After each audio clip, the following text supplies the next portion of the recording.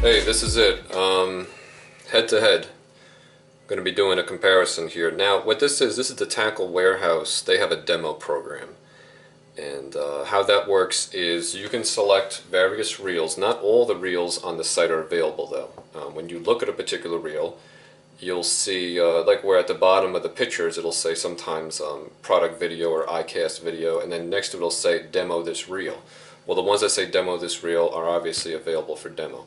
What that means is that you pay for shipping to get the reel to you, and that's it. There's no charge actually for the reel itself. According to their site, shipping ranges depending on if it's anywhere between 2 to a maximum of 4 reels.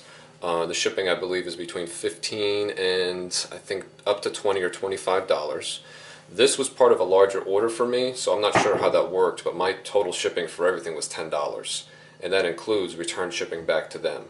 So I'm not sure if they give you a break if you put in a larger order. I don't know. Another thing to note, I was a first-time demo person. Now, I've placed a couple of orders with Tackle Warehouse in the past. One of them pretty sizable. One of those I picked up my Daiwa Ballistic T3 last year. And that was a pretty, big order. But even so, I didn't have a history of renting the reels, so the max that would allow me is 2 reels. When you do have a history, when you've gone through this, I don't know how many times, I'm assuming at least one time, you then can step into borrowing 3 and 4 reels, 4 reels being the max. They actually encourage you to take 4 reels just so you can, save on shipping and everything else. Makes sense, right? If you're going to demo 2, why not look at another 2 you might be considering? But not available until you have a history of doing this with the company, as well as some kind of ordering history. They kind of just, they rate you as a customer based on your total accounts and everything with going back with Tackle Warehouse. Alright, so just so you know, when you get them, you're not going to get them in the boxes. It's not like as you're buying the reel. You just get them in some bubble wrap. Now, these are two very new reels, actually, and I can't tell on either of these anywhere. Like, I can't see anywhere or any debris, or even any, like, dried up water on the line guides, on the bottom. I mean, I know on my reels there's some place where water and just little bits of debris get. So I don't know how many of these they have available for demo, but these look honestly brand new. I don't know if either one has been used before. So what I'm going to do here is I'm just going to give you a quick look at each one of these. I can't tell you too much about it right now. Right now I'm just kind of taking in the aesthetics and the basic, the way it feels in the hand, that kind of thing. But I have 7 days to test these out. That's how it works. You got them for 7 days and you got to send them back. If you don't get them back in 7 days, they charge you a certain amount per day that you're late. Another thing is also deposit fees. They don't just give it to you for free and hope that you're going to return it. So for these 2 reels, it's a $200 deposit fee. So you're going to be charged or maybe pre-approved on your card for $200. Now it's coming right back to you the second they receive these. They're going to reverse the charges. But as you can imagine, they need some kind of security net when they lend out these reels. Alright, so the reels that we have here are the Lew's. This is the BB1. How cool is that? I just love that little emblem there. Lighter, faster, stronger. BB1. I think that's so cool. Having that bass and that emblem on the side there. Good looking reel. Pretty lightweight. I don't have all the specs in front of me here. I think this one comes in at just under 7. I'm going to have to review that, but you can look all that stuff online. Right off the bat, some things people want to know. Handles are rubber, or rubberized at least. They're not plasticky. Clicking on the star drag. Clicking on the spool tensioner. Although I have to say the clicks are kind of far apart. Like I was noticing here, like if I spin it, there's one setting where it's like, I think I have it real loose now, but they just seem like a little far apart to me. So the click is nice, but at the same time, if they're not really close, so you got a big gap between settings. I guess you could just leave it and not have it click into place, but I just figured I'd mention that. Let's see here. You have that kind of vertical line guide. There's your gearbox. Made in Korea. Here's your reel seat. This one here, I believe, yeah, 10 bearings. It feels really smooth. Like you can't feel the gears. It feels really smooth. Small in the hand, you know, it's a small reel.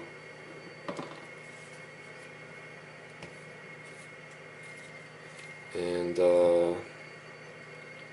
this is in the 6:4 to 1 ratio. I actually asked for the high speed for the 7:1 ratio on both of them, but they just sent me the 6 in this one, I guess by mistake. And another thing to note though, for you, anyone who's going to do this demo program, I had hoped that I was going to get the same line on both of them because I want to compare apples to apples. So I'm going to put this reel on one of my rods. I'm going to do a lot of testing and casting, and then I'm going to take it off, and on the same rod I'm going to put this reel. And I was hoping obviously that the line would be the same because we got a big difference here. This actually looks like a very, very thin braid. This is thinner than what I use, and I use 40 pound, which is 10 pound test diameter. This is thinner than that, so this might only be like 30 pound.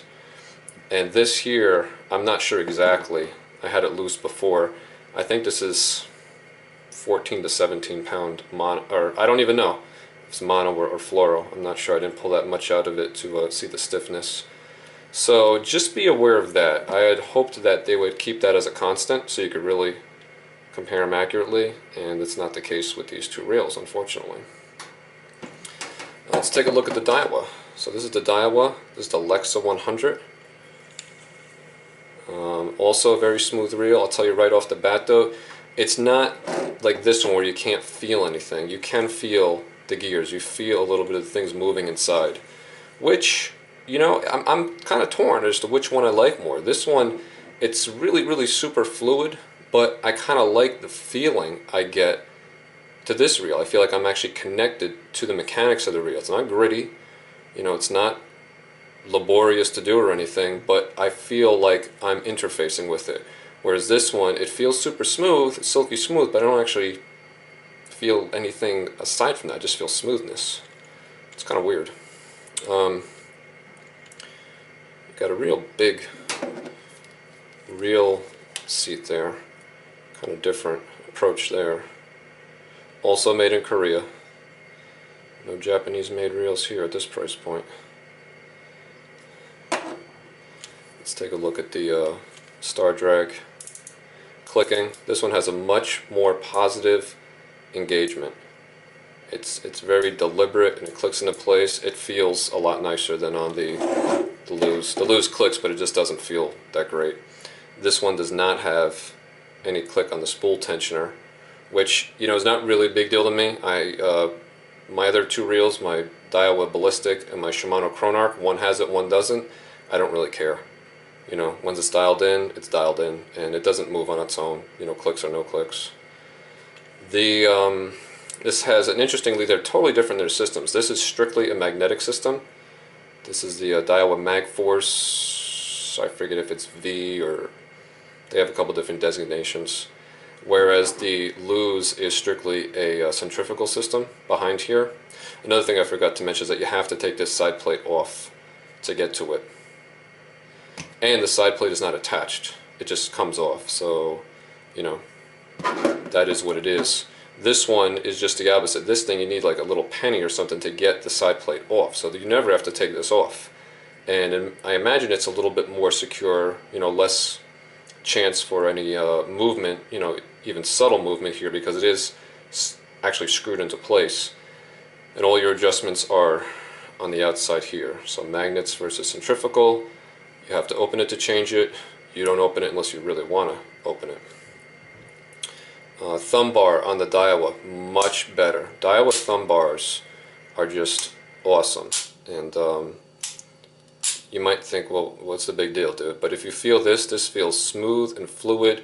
It feels like something that somebody's been working on for years to just get it to be perfect. It's like watch precision. It feels awesome.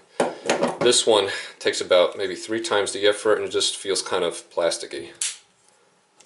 Again, not a big deal. They both work. I normally wouldn't mention stuff like this, you know, but I just, being that I have them both here in front of me, I figured I'll let you guys know. Because I know some people are into this stuff. Frankly, it's not a big deal to me, but I just want to put it out there for everybody else. I know some people really care if like these are on ball bearings. I don't know. I can't tell. I think they might be. They're really smooth.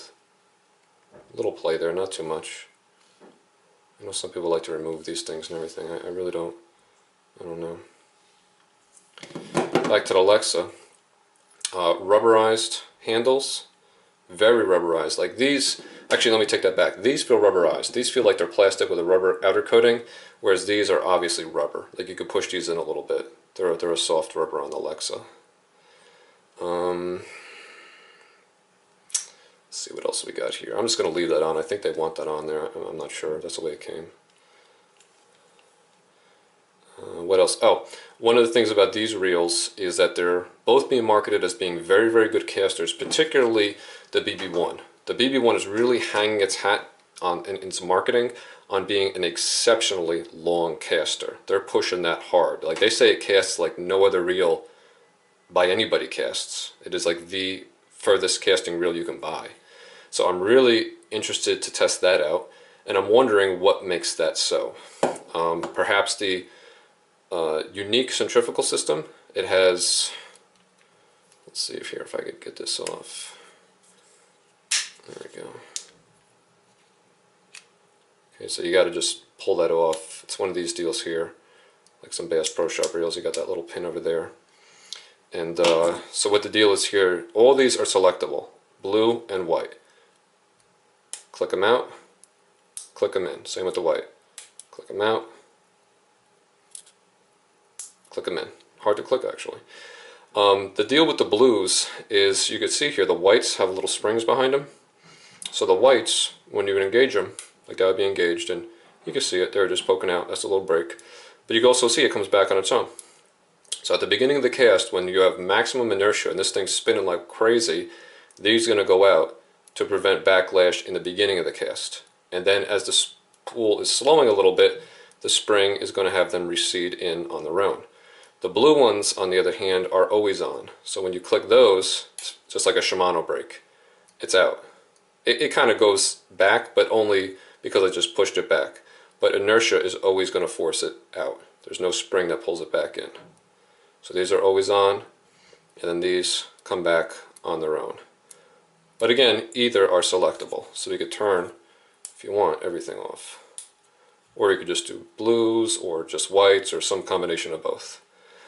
So getting back to the casting, I'm thinking that maybe this system here of always on and spring-loaded ones, maybe that's the way to go. Although I think this has been around for a little while. I'm not sure. I know manufacturers have done some takes on this. But I'm just wondering what makes it such a good caster. I can't really say. But maybe that. Okay, you can see the racer there, where they go in. A little groove where the brakes actually make contact. There's your bearing.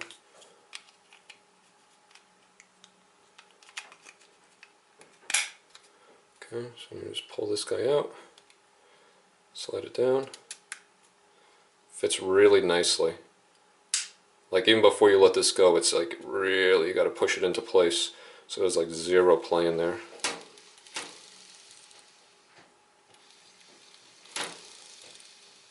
Smooth.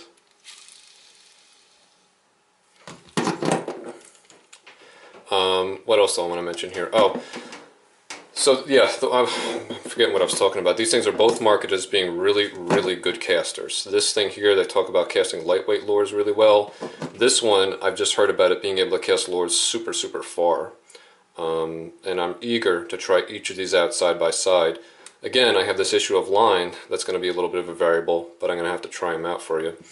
The other thing is cranking, and these both have long handles, so if we put them kind of eye to eye there, they're just about the same. And they're longer than most, and I'll compare them to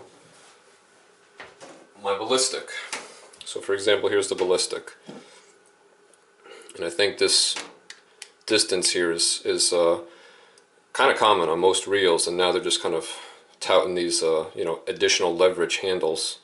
So if we line this up there, right? You can see how much longer it is. It's not huge. And this one's the same. These two are identical pretty much. So you can see how much longer that is. You can also see a difference in those handles there. Okay, what else can I cover here? I talked about the thumb bar, drag this. This one does feel a little bit heavier in the hand, and I know it is a little bit heavier. Maybe by like an ounce or not even, but it does feel heavier. It feels, I guess, a little bit more solid. I don't know. To me, actually, this one feels a little bit better. Just it fits in my hand a little bit better. It doesn't have this absolute smoothness of the BB1, but somehow it just, I feel more connected to it, and I don't know. I mean, just at the outset, just from holding it, this one it just works for me. It just feels right. Not that the BB1 feels bad. I mean, if I just picked this up, I would love this. But you know, having them side by side, being able to do these kind of tests, you know, you can kind of comment on things like that. I think that's all I can mention right now. So what I have to do is I have 7 days to go out there and test these things. Unfortunately for me, I picked probably the worst time imaginable to do this test. This week, here in New Jersey, the highs are not going to break into the 30s. I think maybe one day it's going into the 30s, and that day is supposed to snow. The highs are going to be in the upper 20s all week long. I didn't even intend to fish. I just wanted to get them out into a field and to do a lot of casting and to measure how far I could get the baits out and stuff like that. Or not even baits, just you know, casting plugs, you know, little dead weights. So I don't know what I'm going to do about that because it is freezing outside. But I'm going to have to, I got to capitalize on having both these here. So I'm going to pick my best day and just go for it. So this is first impressions, guys. Put these guys head to head here. It's going to be a battle royale. BB1 versus Alexa 100. I'm going to see who comes out on top in my book. And I will let you know whatever I can find out as I'm using these things. And a little over a week from now, I'll make a follow-up video. Alright everybody, thanks for watching.